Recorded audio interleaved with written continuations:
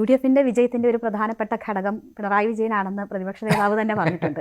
ആറന്മുളയിലെ വിജയത്തിന്റെ പ്രധാനപ്പെട്ട ഘടകം അബിൻ വർക്കിയാണോ പിണറായി വിജയനാണോ? അല്ല, അങ്ങനെയല്ല. ഞാനൊന്നുമല്ല. ഞാൻ ഒരു UDFിൻ്റെ സ്ഥാനാർത്ഥി മാത്രമാണ്. എന്നെ വിജയിപ്പിക്കാൻ വേണ്ടി അവിടെ പണിയെടുത്തത് മുഴുവൻ UDFിൻ്റെ പ്രവർത്തകരാണ്. അവിടെ ഐക്യജനാധിപത്യ മുന്നണിയുടെ പ്രവർത്തകർ 272 ബൂത്താണുള്ളത്. ആ ബൂത്തുകളിലെല്ലാം അവർ പണിയെടുത്തുകൊണ്ടാണ് ഞാൻ വിജയിക്കുന്നത്.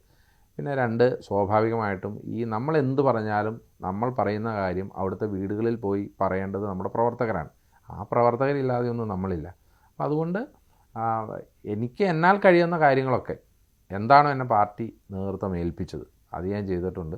അപ്പോൾ എന്നെ അങ്ങോട്ട് ആറന്മുളയിലേക്ക് പറഞ്ഞു വിടുമ്പോൾ പ്രതിപക്ഷ നേതാവ് എന്നോട് പറഞ്ഞത്, നിന്നെ ഞാൻ പറഞ്ഞു വിടുന്നത് വീണ ജോർജിനെ തോൽപ്പിക്കാൻ വേണ്ടിയിട്ടാണ്.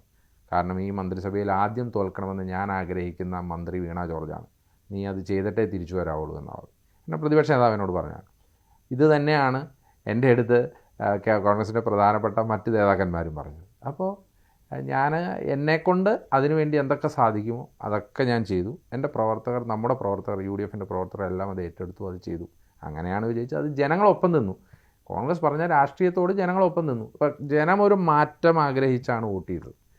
ആ മാറ്റം ആഗ്രഹിച്ച് വോട്ട് ചെയ്യുമ്പോൾ സ്വാഭാവികമായിട്ട് 10 കൊല്ലത്തിൽ നിന്ന് ഒരു മാറ്റം ജനം ആഗ്രഹിക്കുന്നുണ്ട്. ഇനി ഞാൻ ആ മാറ്റം കൊണ്ടുവന്നില്ലെങ്കിൽ സ്വാഭാവികമാണ് ജനം മറ്റൊരു മാറ്റം ആഗ്രഹിക്കും. അപ്പോൾ ഞാൻ അതിനനുസരിച്ച്, ആ ജനഹിതം അനുസരിച്ച് പ്രവർത്തിക്കുക എന്നുള്ളത് മാത്രമാണ് ഇനി എൻ്റെ മുമ്പിലുള്ളത്. യെസ്, വളരെ കൃത്യമാണ്, വളരെ കൃത്യമാണ്. ജനം ആഗ്രഹിച്ചത് എന്താണ്, ജനം എന്തിനാണ് വോട്ട് ചെയ്തത്, ജനം എന്ത് നിലപാടിനാണ് വോട്ട് ചെയ്തത്.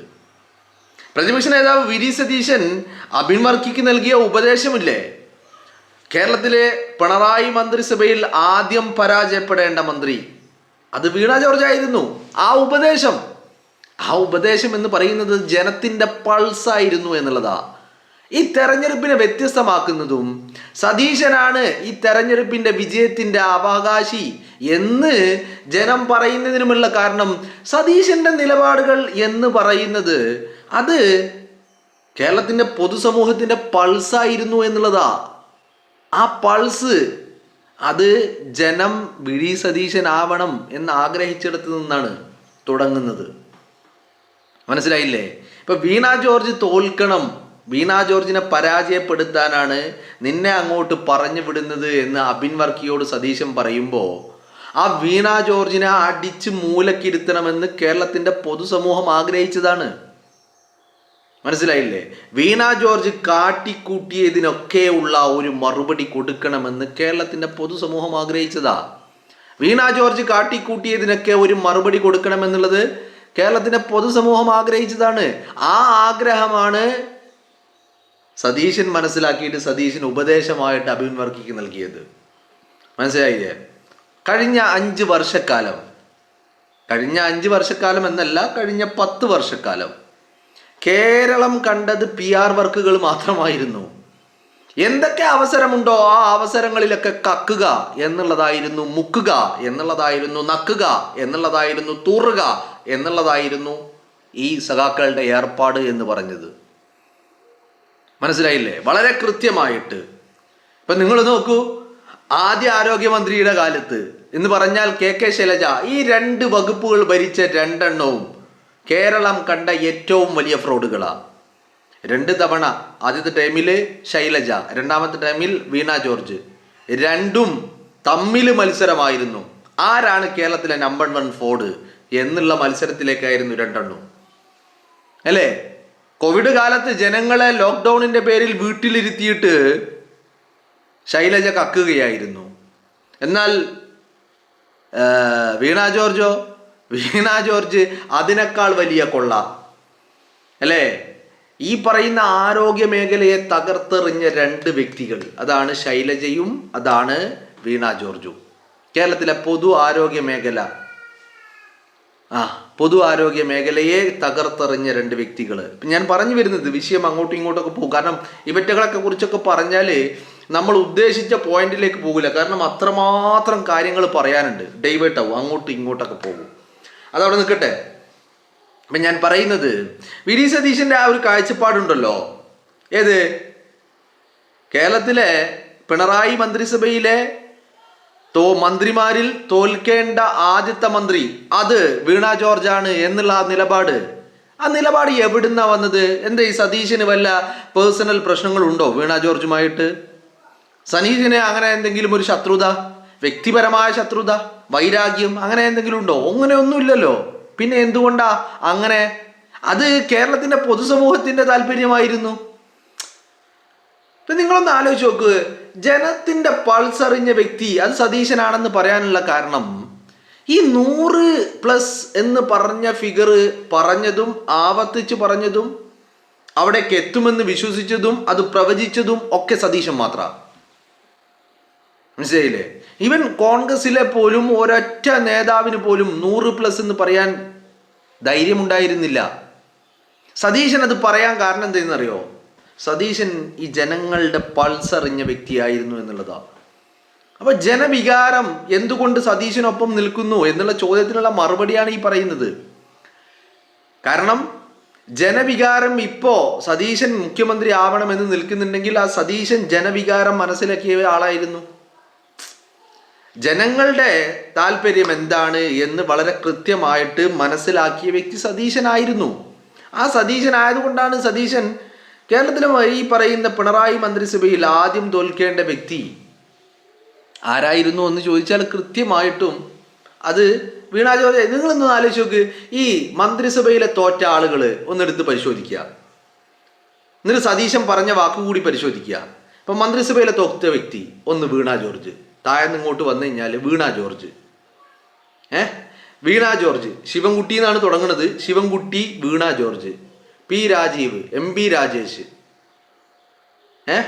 പിന്നെ ശശീന്ദ്രൻ, അല്ലേ? ഞാൻ ഈ പറയുന്ന ആളുകളെ പറയുന്നത്. അപ്പോൾ ശശീന്ദ്രൻ, പിന്നെ അതിൽ ഗണേഷ് കുമാർ ഉണ്ട്, പിന്നെ കടന്നപ്പള്ളി രാമചന്ദ്രൻ ഉണ്ട്.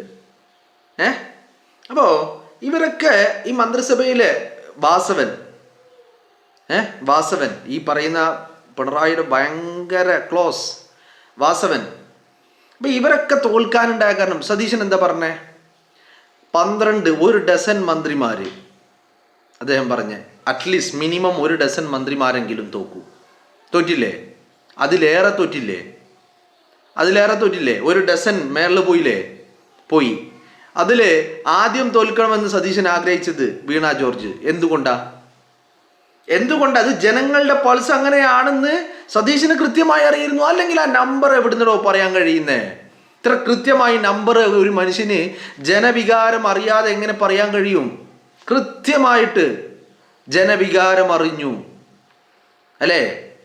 അറിഞ്ഞില്ലേ? അപ്പൊ ഞാൻ പറയുന്നത് ഈ ജനവികാരം മനസ്സിലാക്കിയ വ്യക്തി ആയതുകൊണ്ട് സതീശന് 100+ എന്ന് പറയാൻ കഴിഞ്ഞത്. സതീശൻ അത് പറയുമ്പോൾ ജനത്തിനറിയായിരുന്നു ഇത് ഞങ്ങളുടെ വികാരമാണ് എന്നുള്ളത്. അത് സതീശൻ മനസ്സിലാക്കിയത് കൊണ്ടാണ് ജനം ഇന്ന് ആ മനുഷ്യൻ മുഖ്യമന്ത്രി കസേരയിലേക്ക് വരണമെന്ന് പറയുന്നത്. മനസ്സിലായില്ലേ? വളരെ കൃത്യമാണല്ലോ. ഇത് ഒരു പരസ്പര ബന്ധമുള്ള ഒരു കാര്യമാണ് ഈ സതീശനും ഈ ജനവും എന്ന് പറയുന്നത്. കൃത്യമായിട്ട് അത് ഇങ്ങനെ കണക്റ്റഡ് ആണ്. ജനങ്ങളെ മനസ്സിലാക്കുന്നതിലും ജനം സതീശനെ മനസ്സിലാക്കുന്നതിലും ആ കണക്ഷൻ നമുക്ക് കാണാൻ കഴിയും. അതാണ് സതീശൻ പറഞ്ഞ ഫിഗറുകൾ കറക്റ്റായിട്ട് ആ നമ്പർ കൃത്യമാകാനുണ്ടായ കാരണം അത് അത്രയും കണക്റ്റഡ് ആണ്, ഇന്റർലോക്ക്ഡ് ആണ്, പരസ്പര ബന്ധിതമാണ്, ഇന്റർലോക്ക്ഡ്. നിരത്ത് വിരിക്കുന്ന ആ കല്ലിന്റെ കാര്യമല്ല ഞാൻ പറഞ്ഞേ, സതീശന്റെ മനസ്സും ജനമനസ്സും തമ്മിലുള്ള ബന്ധത്തെക്കുറിച്ചാണ് പറഞ്ഞത്.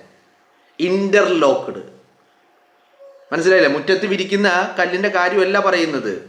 അത് എന്തുകൊണ്ടാണെന്ന് ചോദിച്ചാൽ അതാണ് സതീശൻ പറഞ്ഞ നമ്പറുകൾ ഇത്ര കൃത്യമാകാൻ കാരണം. ഈ ഒരു ലോക്കിംഗ് ഉള്ളത് കൊണ്ടാണ് അത് സംഭവിച്ചത്. ഈ രീതിയിൽ അത് ലോക്ക്ഡ് ചെയ്യുന്നു. 2 ഭാഗത്തും ലോക്കാ, സതീശന്റെ ഭാഗത്തും ലോക്ക്, ജനങ്ങളുടെ ഭാഗത്തും ലോക്ക്. ആ ലോക്ക് സംഭവിച്ചത് 2 പേർക്കും. ജനത്തെ സതീശൻ മനസ്സിലാക്കി, സതീശനെ ജനം മനസ്സിലാക്കി. മനസ്സിലായില്ലേ?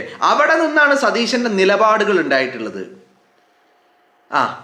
സതീശന്റെ ഏത് നിലപാടുകളും ആ വിഷയത്തിൽ ജനം എന്ത് എന്നുള്ളതായിരുന്നു സതീശന്റെ നിലപാട്.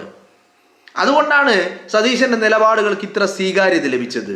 അതുകൊണ്ടാണ് സതീശൻ പറഞ്ഞ 100+. കുറഞ്ഞോ? ഒരു സീറ്റ് പോലും കുറഞ്ഞില്ലല്ലോ. 100+ എന്ന് പറഞ്ഞത് കറക്റ്റ് ആയില്ലേ? മനസ്സിലായില്ലേ?